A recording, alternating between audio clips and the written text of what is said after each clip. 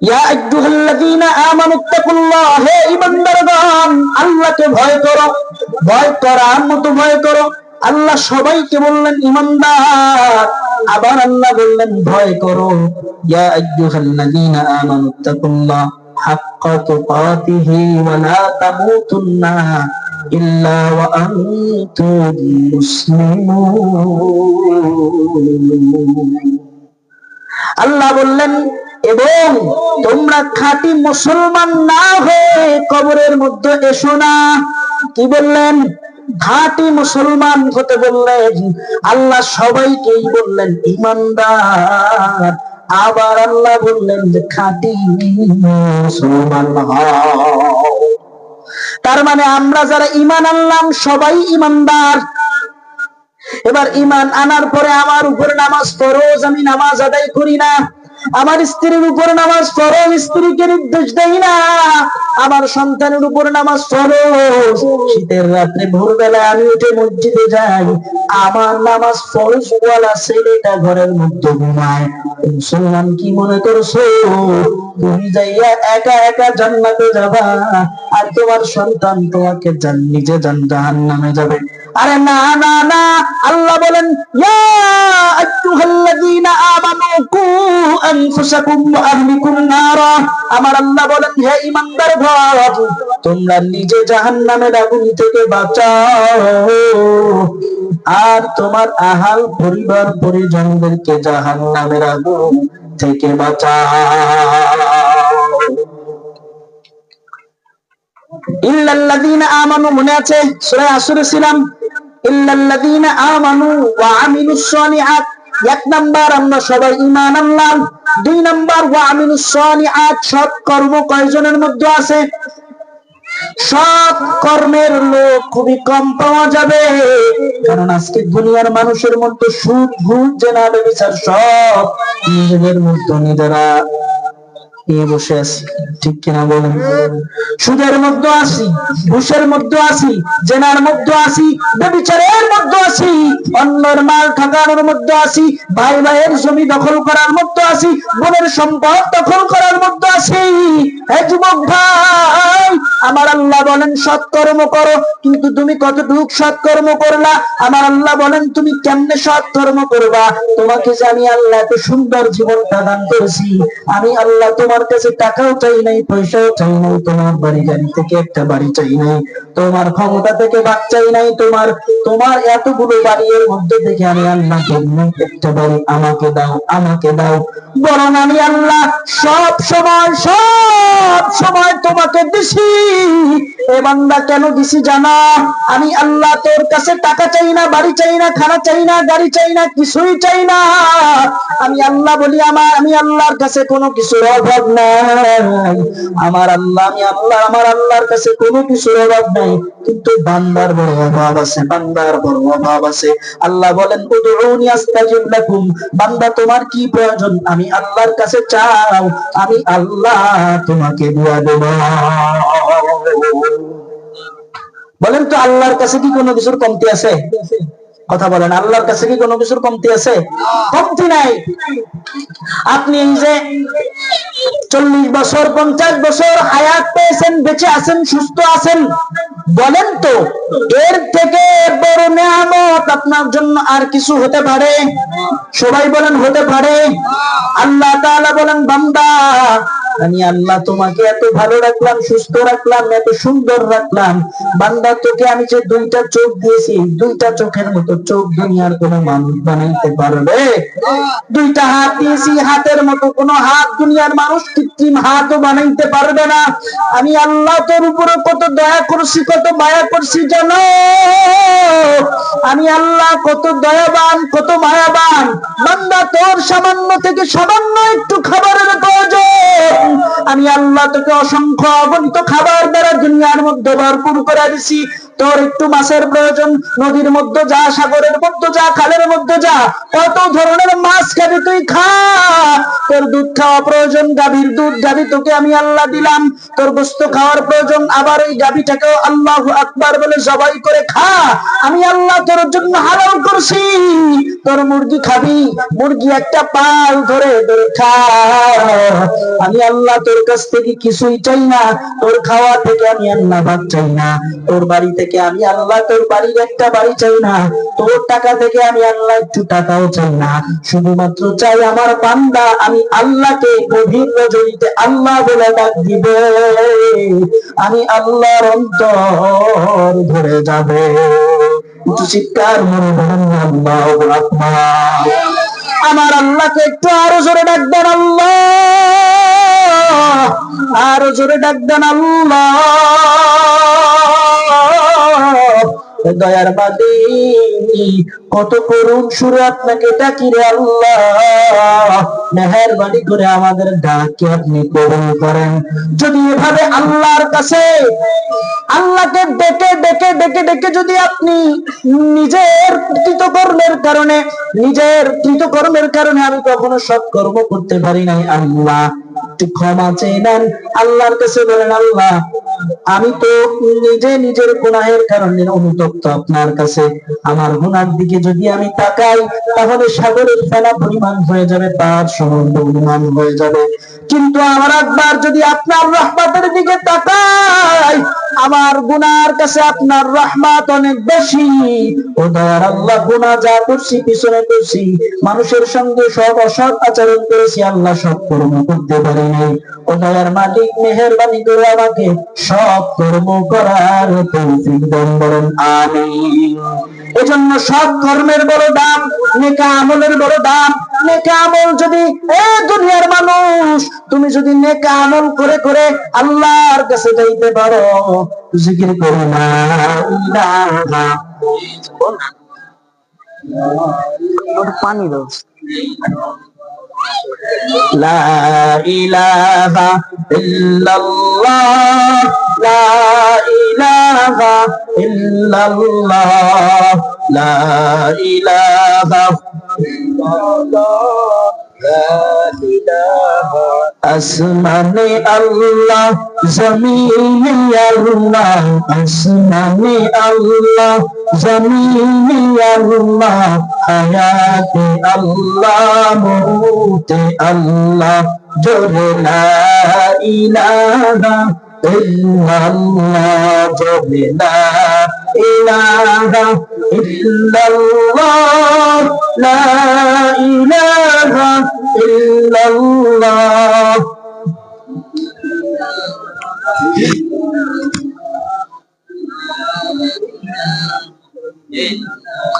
লা ইলাহা ইল্লাল্লাহ মুহাম্মাদুর রাসূলুল্লাহ।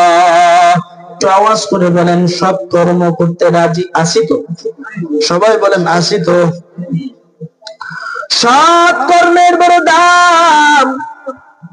আমার আল্লাহ সৎ কর্মে ওয়াপর কর্ম কর্নেওয়ালা মানুষের জন্য আমার আল্লাহ দুনিয়ায়ও শান্তি রেখেছেন, আখিরাতেও আমার আল্লাহ শান্তি রেখেছেন। কেমন শান্তি? সৎ কর্মে কর্ম কর্নেওয়ালার মানুষের কত দাম। দুনিয়াতে আমার আল্লাহ তাদের জন্য কি ফজিলত রাখছে। আমি বুখারী শরীফ থেকে আপনাদেরকে একটা ঘটনা শোনাই। বুখারী শরীফের ঘটনা শোনাবো, বলেন না? বুখারী শরীফের মধ্যে এসেছে বনী ইসরাইলের জামানায় তিনজন যুবক তারা সিদ্ধান্ত নিয়েছে ঘুরতে যাবে, বেড়াইতে যাবে, সফরে যাবে। আমাদের মধ্যে এমন যুবক আছে না নাই? কেউ যায় কুয়াকাটা, কেউ যায় কক্সবাজার, যার একটু টাকা বেশি সে যায় কাশ্মীর, যার আর একটু টাকা বেশি সে যায় সিঙ্গাপুর, যার আর একটু টাকা বেশি সে যায় দুবাই। আছে না নাই? এই বন্ধু মিলে সিদ্ধান্ত করেছে তারা ঘুরতে যাবে। কই যাওয়া যায়? নিজেরা নিজেদের মধ্যে সিদ্ধান্ত করে একটা স্থান ঠিক করেছে। ওই স্থানে আমরা যাব, চলো আমাদের সাওয়ার নিয়ে আমরা বেরিয়ে পড়ব। তারা তাদের বাস্য অনুযায়ী তারা তাদের সাওয়ার নিয়ে বেরিয়ে পড়ছে। যাইতে যাইতে যাইতে যাইতে একটা মরুভূমির মধ্যে তারা পড়ছে। কোথায় পড়ছে? মরুভূমির মধ্যে পড়ছে। হঠাৎ করে আকাশটা অন্ধকার কালো মেঘাচ্ছন্ন হয়ে গেছে। সাগরের দিক থেকে ঠান্ডা বাতাস আবার এর মধ্যে বালুঝড় আরম্ভ হয়েছে। যুবক মিলে চিন্তা করে, আমরা এসেছিলাম নিজেদের মনোরঞ্জন ঘোরার জন্য, আজ দেখি আমরা বিপদের মুখে পড়ে গেছি। আমাদের তো ঘুরতে আসছিলাম, কিন্তু এখন এই বিপদ থেকে রক্ষা করবে কে? ওর মধ্যে একজন বন্ধুবান বন্ধু ছিল, বললে যে অবস্থা, যে ঝড়ের অবস্থা, যে বালু ঝড়ের অবস্থা, আপনাদের এলাকায় কিছু বছর আগে সিডর হয়েছিল কিনা? ওই যে শরণখোলা, বিশাল একটা ক্ষয়ক্ষতি হয়েছিল কিনা? সিডরের সময় বলেন তো আপনারা, পশু পাখিগুলো বেঁধে রাখেন নাকি ছেড়ে দেন? ছেড়ে দেন না? তাদের সাওয়ার গুলা তারা ছেড়ে দিছে।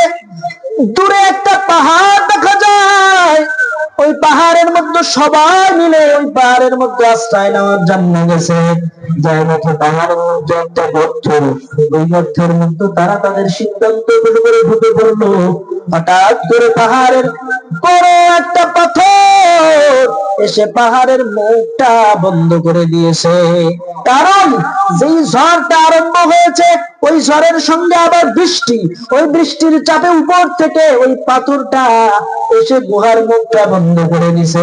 এবার বলেন তো, যে তিন যুবক ঢুকছিল বাঁচার জন্য, এখন তাদের মৃত্যু ছাড়া কোনো পথ আছে নাকি? কোন পথ আছে? জিকির করি লা ইলাহা ইল্লাল্লাহ,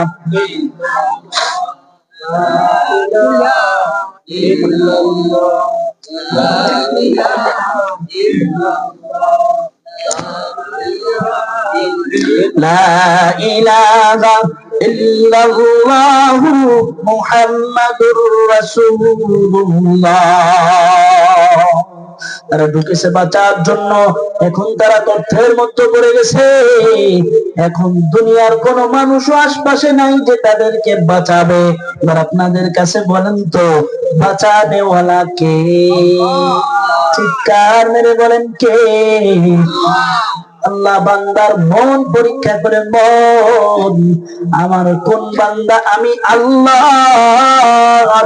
যেই বান্দা আমি আল্লাহর হবে, আমি আল্লাহ তার হয়ে যাব।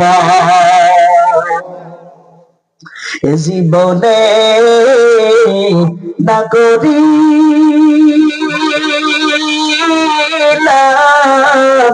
বন্দেগি, মুনাকারে কাটাইলাম জিন্দেগি জীবনে।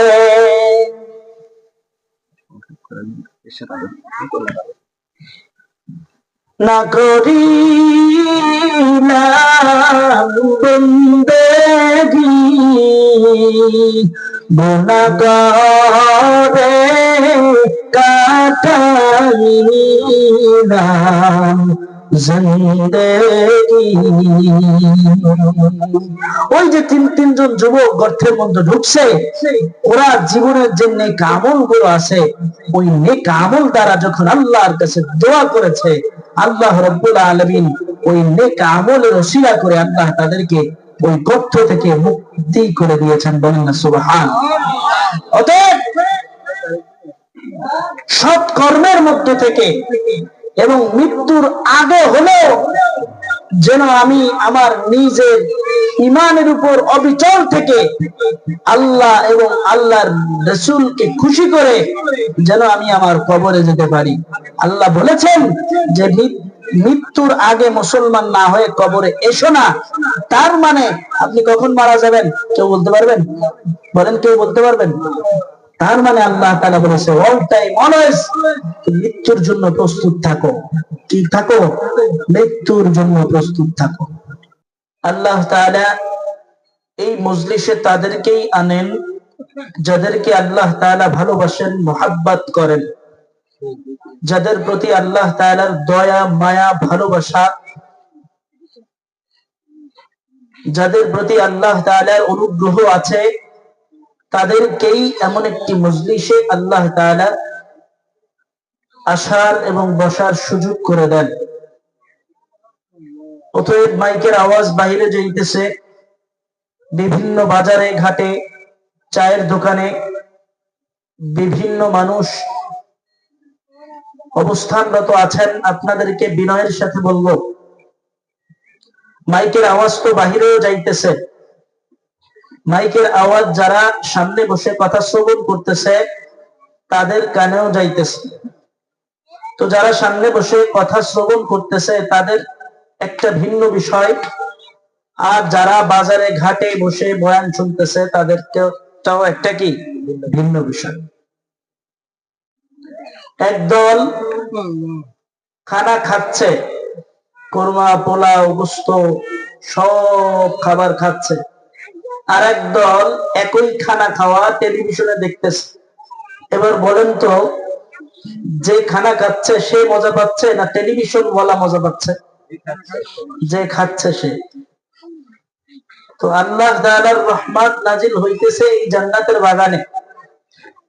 এখন কেউ যদি মনে করে চায়ের দোকানে, বাদামের দোকানে বাদাম খাবো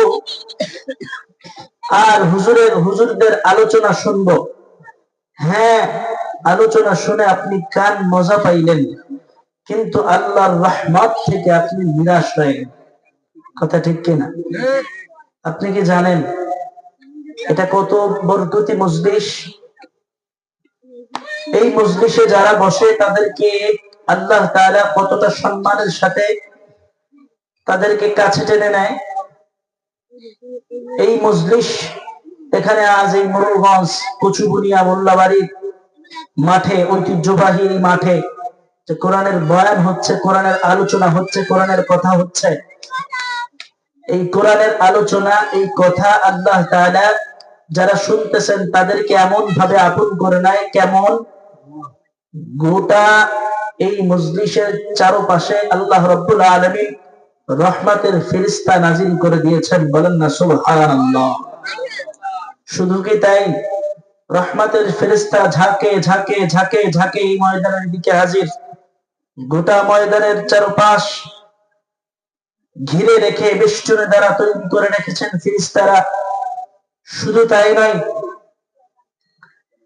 একজন ফেরেশতা আরেকজনের কাঁধের উপরে, আরেকজনের কাঁধের উপরে, এভাবে কাঁধের উপরে যাইতে যাইতে এই সকল রহমতের ফেরেশতারা আরশ আজিম পর্যন্ত পৌঁছে গিয়েছে। বলেন না সুবহান। আচ্ছা, আমরা যে এখানে বসেছি আল্লাহ তাআলা দেখছেন কি দেখছেন না? বলেন, সবাই বলেন। আল্লাহ তাআলা দেখেন। তারপরও আল্লাহ তাআলা বান্দার মন মানসিকতা অন্তর পরীক্ষা করেন। কি পরীক্ষা? ফেরেশতাদেরকে আল্লাহ তাআলা ডাক দিয়া কয়, ফেরেশতা, এই যে সুন্দর একটি জান্নাতের বাগানে আমার বান্দারা বসে আছে, ও ফেরেশতা, তোমরা এই জান্নাতের বাগানটা চারপাশ থেকে কেন এই বেষ্টনী দিয়ে রেখেছো? ফেরেশতারা ডাক দিয়া কয়, আপনার বান্দারা আপনার কোরআনের কথা শুনতেছে,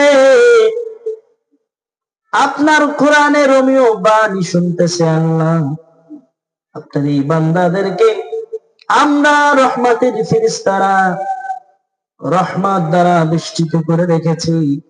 আল্লাহ তাআলা আবার প্রশ্ন করেন, ও আমার ফেরেশতা, আমার এই বান্দারা কি আমি আল্লাহকে দেখছে নাকি? ফেরেশতারা ডাক দিয়া কয়, আল্লাহ, আপনার এই বান্দারা আপনাকে দেখে নাই। আবার আমার আল্লাহ প্রশ্ন করে, ও ফেরেশতা, আমার এই বান্দারা কি আমি আল্লাহর জান্নাত দেখছে নাকি? ফেরেশতারা ডাক দিয়া কয়, আল্লাহ জান্নাত দেখে নাই। ও আমার ফেরেশতা, আমার এই বান্দারা কি আমার জাহান্নাম দেখছে নাকি?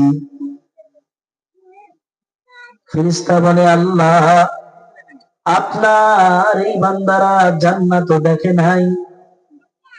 আবার প্রশ্ন আসে, আল্লাহ রব্বে কারীম প্রশ্ন করে, ও ফেরেশতা, আমার এই বান্দারা কি আমার মায়ার নবীকে দেখছে?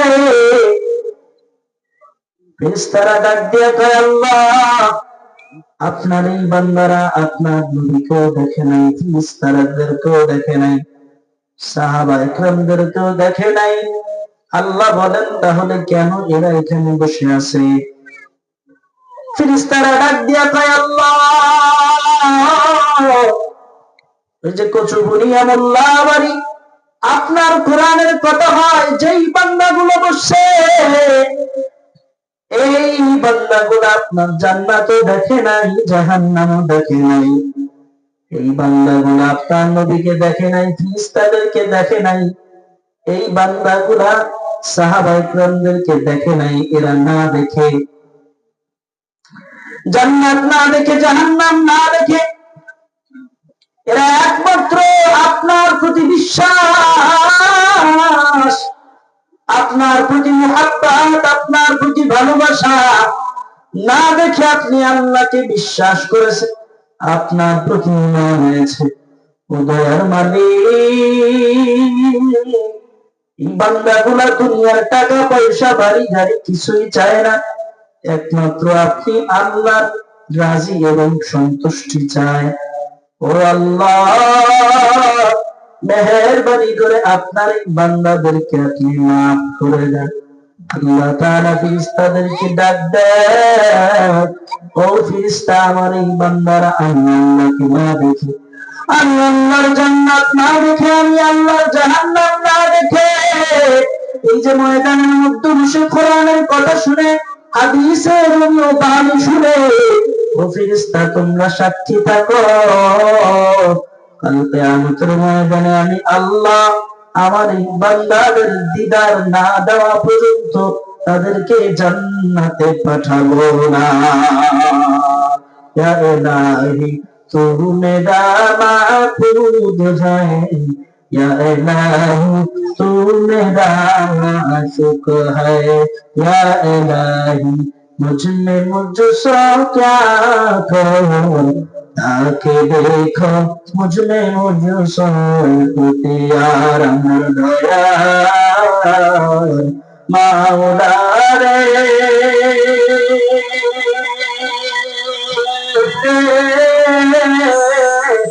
আমার মায়ার মাবুদ রে, কোথায় গেলে পাইব তোমার ঠিকানা, তোমাকে বুঝি আমি পাইলাম না, তোমায় পাইবার আশায়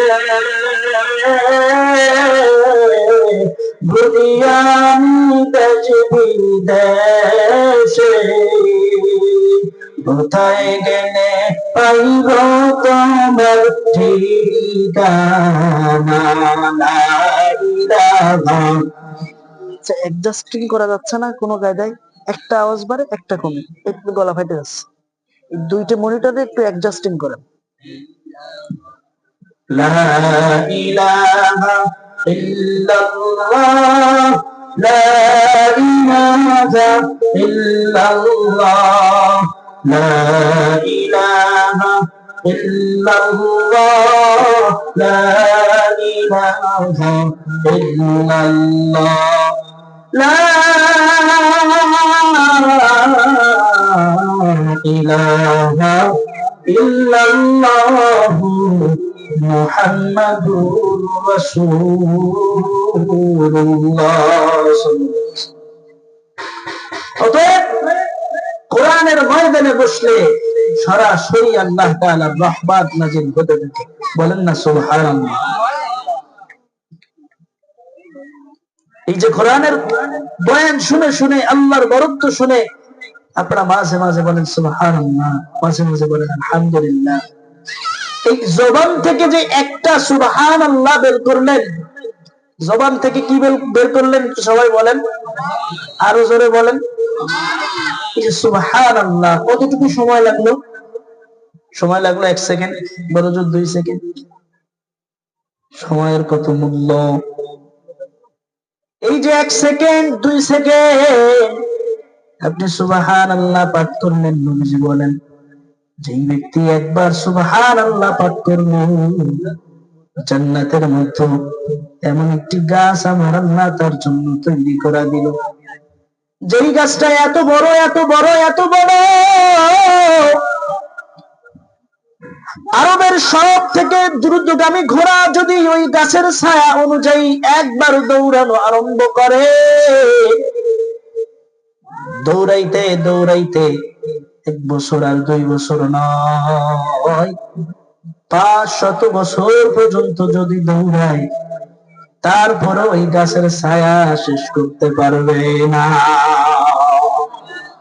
আবার নবী বলেন, কেউ যদি একবার আলহামদুলিল্লাহ বলে, সবাই একটু বলেন না আলহামদুলিল্লাহ, কেউ যদি একবার আল্লাহর শুকরিয়া তারা আলহামদুলিল্লাহ বলে, নবী বলেন দুনিয়া ও আসমানের মধ্যে যতটুকু ফাঁকা জায়গা আছে, আমার আল্লাহ সব ফাঁকা জায়গাটুকু সব তারা ভরপুর করে দেয়। এ মুসলমান, সময়ের কত দাম! 1 মিনিট সময় যদি আমার আল্লাহর রাস্তায় খাটাও, দুনিয়ার এই 60-70 বছর জিন্দেগির মধ্যে আমার আল্লাহ সময়ের কত দাম দিছে জানো?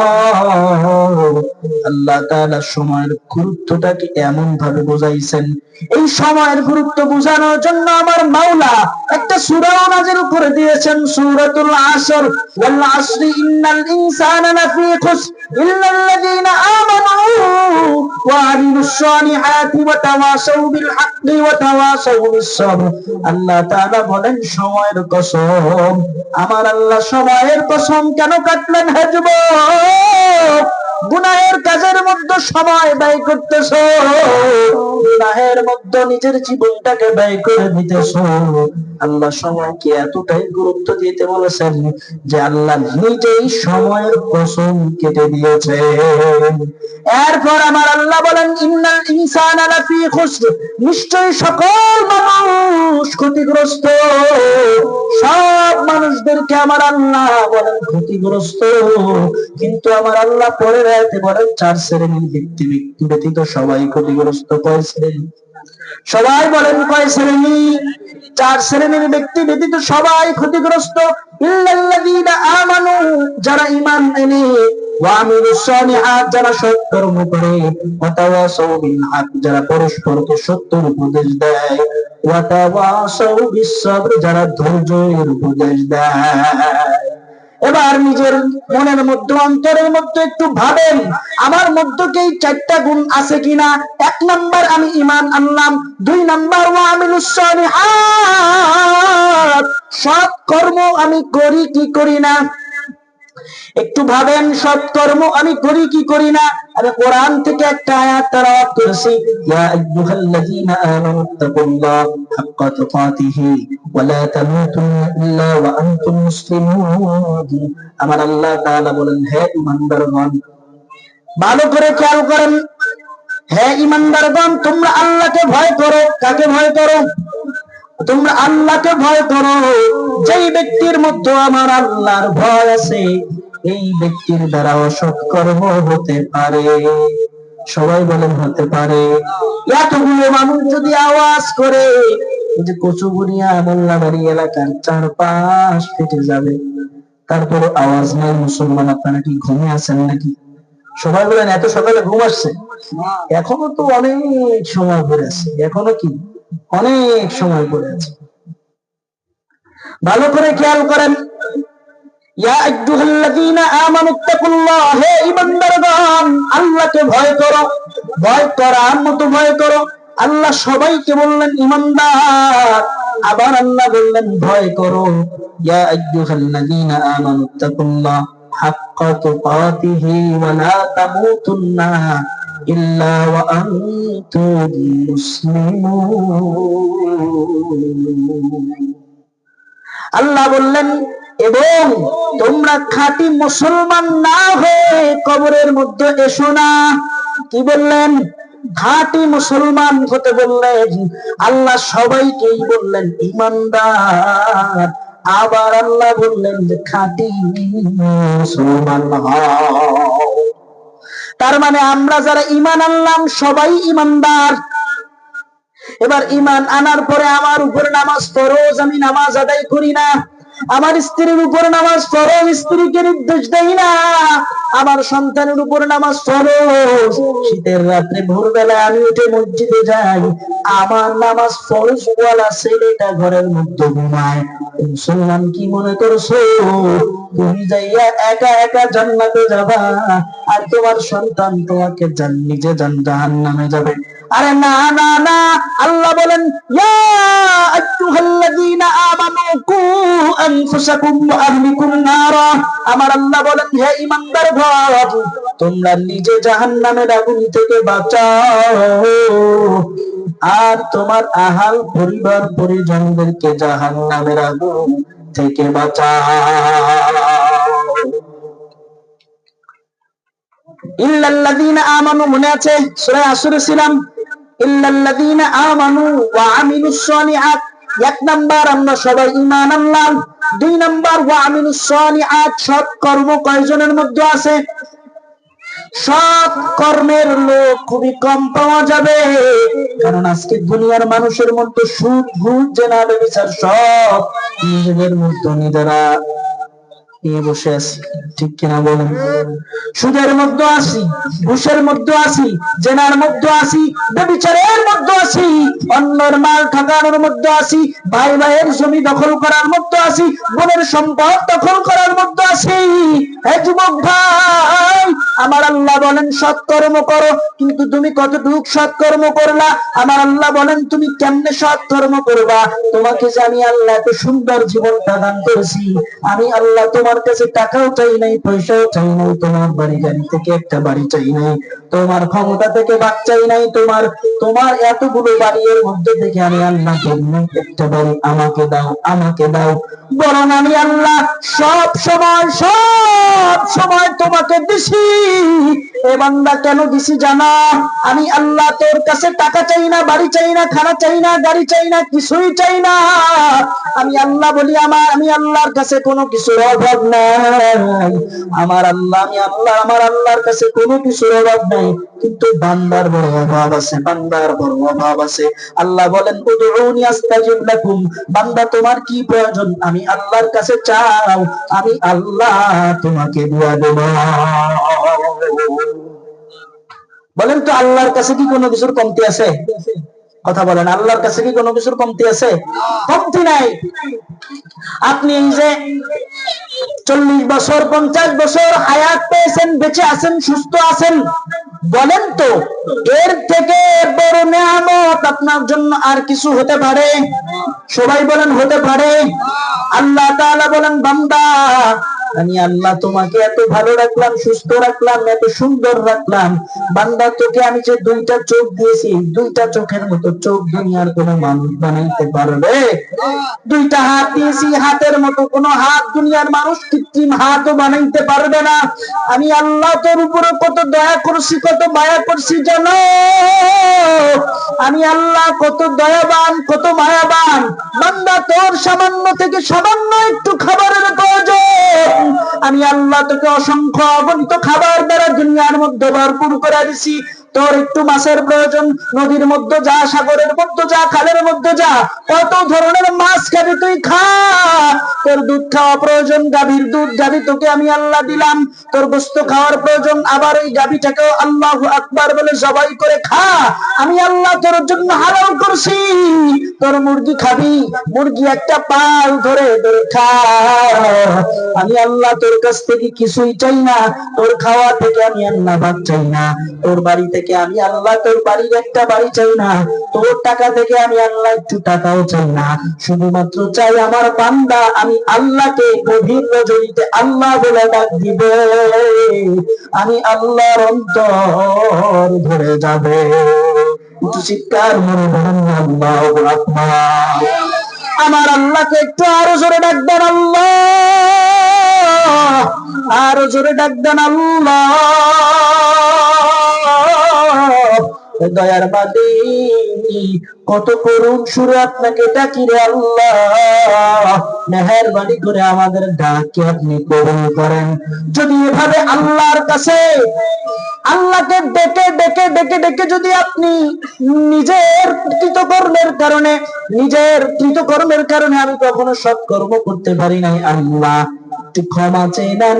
আল্লাহর কাছে বলেন, আল্লাহ আমি তো নিজে নিজের গুনাহের কারণে অনুতপ্ত আপনার কাছে। আমার গুনার দিকে যদি আমি তাকাই তাহলে সাগরের ফেনা পরিমাণ হয়ে যাবে, তার সমুদ্র পরিমাণ হয়ে যাবে। কিন্তু আমার একবার যদি আপনার রহমতের দিকে তাকাই, আমার গুনার কাছে আপনার রহমত অনেক বেশি।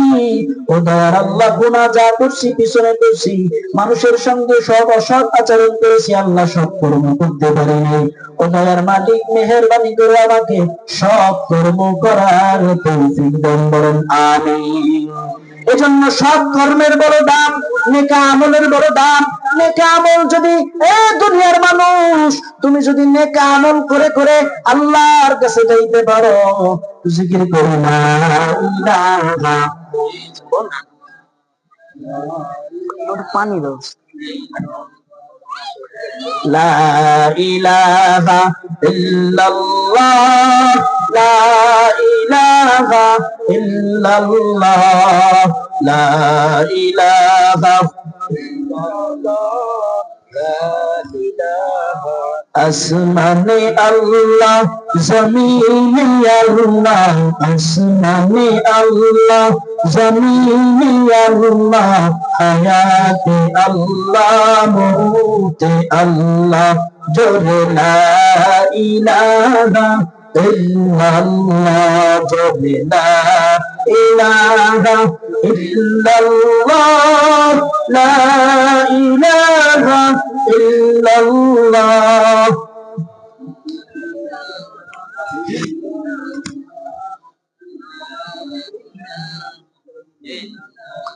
লা ইলাহা ইল্লাল্লাহ মুহাম্মাদুর রাসূলুল্লাহ। একটু আওয়াজ করে বলেন, সব কর্ম করতে রাজি আছি তো? সবাই বলেন আছি তো?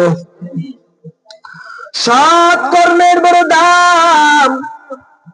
আমার আল্লাহ সৎ কর্মে অপর কর্ম কর্নেওয়ালা মানুষের জন্য আমার আল্লাহ দুনিয়ায়ও শান্তি রেখেছেন, আখিরাতেও আমার আল্লাহ শান্তি রেখেছেন। কেমন শান্তি? সৎ কর্মে কর্ম কর্নেওয়ালার মানুষের কত দাম। দুনিয়াতে আমার আল্লাহ তাদের জন্য কি ফজিলত রাখছে। আমি বুখারী শরীফ থেকে আপনাদেরকে একটা ঘটনা শোনাই। বুখারী শরীফের ঘটনা শোনাবো, বলেন না? বুখারী শরীফের মধ্যে এসেছে, বনী ইসরাইলের জামানায় তিনজন যুবক তারা সিদ্ধান্ত নিয়েছে ঘুরতে যাবে, বেড়াইতে যাবে, সফরে যাবে। আমাদের মধ্যে এমন যুবক আছে না নাই? কেউ যায় কুয়াকাটা, কেউ যায় কক্সবাজার, যার একটু টাকা বেশি সে যায় কাশ্মীর, যার আর একটু টাকা বেশি সে যায় সিঙ্গাপুর, যার আর একটু টাকা বেশি সে যায় দুবাই। আছে না নাই? বন্ধু মিলে সিদ্ধান্ত করেছে তারা ঘুরতে যাবে। কই যাওয়া যায়? নিজেরা নিজেদের মধ্যে সিদ্ধান্ত করে একটা স্থান ঠিক করেছে, ওই স্থানে আমরা যাব, চলো আমাদের সাওয়ার নিয়ে আমরা বেরিয়ে পড়ব। তারা তাদের ভাষ্য অনুযায়ী তারা তাদের সাওয়ার নিয়ে বেরিয়ে পড়ছে। যাইতে যাইতে যাইতে যাইতে একটা মরুভূমির মধ্যে তারা পড়ছে। কোথায় পড়ছে? মরুভূমির মধ্যে পড়ছে। হঠাৎ করে আকাশটা অন্ধকার কালো মেঘাচ্ছন্ন হয়ে গেছে। সাগরের দিক থেকে ঠান্ডা বাতাস, আবার এর মধ্যে বালু ঝড় আরম্ভ হয়েছে। যুবক মিলে চিন্তা করে, আমরা এসেছিলাম নিজেদের মনোরঞ্জন ঘোরার জন্য, আজ দেখি আমরা বিপদের মুখে পড়ে গেছি। আমাদের তো ঘুরতে আসছিলাম, কিন্তু এখন এই বিপদ থেকে রক্ষা করবে কে? ওর মধ্যে একজন বুদ্ধিমান বন্ধু ছিল, বললে যে অবস্থা, যে ঝড়ের অবস্থা, যে বালু ঝড়ের অবস্থা, আপনাদের এলাকায় কিছু বছর আগে সিডর হয়েছিল কিনা? ওই যে শরণখোলা বিশাল একটা ক্ষয়ক্ষতি হয়েছিল কিনা সিডরের সময়? বলেন তো আপনারা, পশু পাখিগুলো বেঁধে রাখেন নাকি ছেড়ে দেন? ছেড়ে দেন না। তাদের সওয়ার গুলা তারা ছেড়ে দিছে। দূরে একটা পাহাড় দেখা যায়, ওই পাহাড়ের মধ্যে সবাই মিলে ওই পাহাড়ের মধ্যে আশ্রয় নেওয়ার জন্য গেছে। যাই দেখে পাহাড়ের মধ্যে একটা গর্ত, ওই গর্তের মধ্যে তারা তাদের সিদ্ধান্ত করে ঢুকে পড়লো। হঠাৎ করে পাহাড়ের বড় একটা পাথর এসে পাহাড়ের মুখটা বন্ধ করে দিয়েছে। কারণ যেই ঝড়টা আরম্ভ হয়েছে ওই ঝড়ের সঙ্গে আবার বৃষ্টি, ওই বৃষ্টির চাপে উপর থেকে ওই পাথরটা এসে গুহার মুখটা বন্ধ করে দিছে। এবার বলেন তো, যে তিন যুবক ঢুকছিল বাঁচার জন্য, এখন তাদের মৃত্যু ছাড়া কোনো পথ আছে নাকি? কোন পথ আছে? জিকির করি লা ইলাহা ইল্লাল্লাহ, লা ইলাহা ইল্লাল্লাহ, লা ইলাহা ইল্লাল্লাহু মুহাম্মাদুর রাসূলুল্লাহ। তারা ঢুকেছে বাঁচার জন্য, এখন তারা গর্তের মধ্যে পড়ে গেছে। এখন দুনিয়ার কোন মানুষও আশপাশে নাই যে তাদেরকে বাঁচাবে। এবার আপনাদের কাছে বলেন তো, বাঁচাবে ওয়ালা কে? চিৎকার মেরে বলেন কে? আল্লাহ বান্দার মন পরীক্ষা করে, মন আমার কোন বান্দা আমি আল্লাহ। যেই বান্দা আমি আল্লাহর হবে, আমি আল্লাহ তার হয়ে যাব। এ জীবনে না করিলাম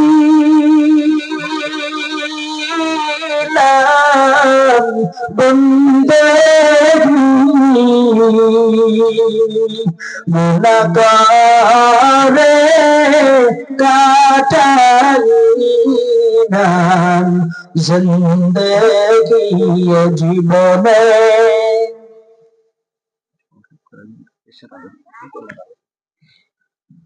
না করিলাম বন্দেগি, গুনাহগারে কাটাইলাম জিন্দেগি। ওই যে তিনজন যুবক গর্তের মধ্যে ঢুকছে, ওরা জীবনের যে নেক আমল গুলো আছে, ওই নেক আমল দ্বারা যখন আল্লাহর কাছে দোয়া করেছে, আল্লাহ রাব্বুল আলামিন ওই নেক আমলের ওসিলা করে আল্লাহ তাদেরকে ওই গর্ত থেকে মুক্তি করে দিয়েছেন। বলেন না সুবহানাল্লাহ। অতএব সৎ কর্মের মধ্য থেকে এবং মৃত্যুর আগে হলেও যেন আমি আমার নিজের ঈমানের উপর অবিচল থেকে আল্লাহ এবং আল্লাহর রাসূলকে খুশি করে যেন আমি আমার কবরে যেতে পারি। আল্লাহ বলেছেন যে মৃত্যুর আগে মুসলমান না হয়ে কবরে এসো না। তার মানে আপনি কখন মারা যাবেন কেউ বলতে পারবেন? বলেন, কেউ বলতে পারবেন? তার মানে আল্লাহ তাআলা বলেছে অল টাইম অলওয়েজ মৃত্যুর জন্য প্রস্তুত থাকো। কি থাকো? মৃত্যুর জন্য প্রস্তুত থাকো।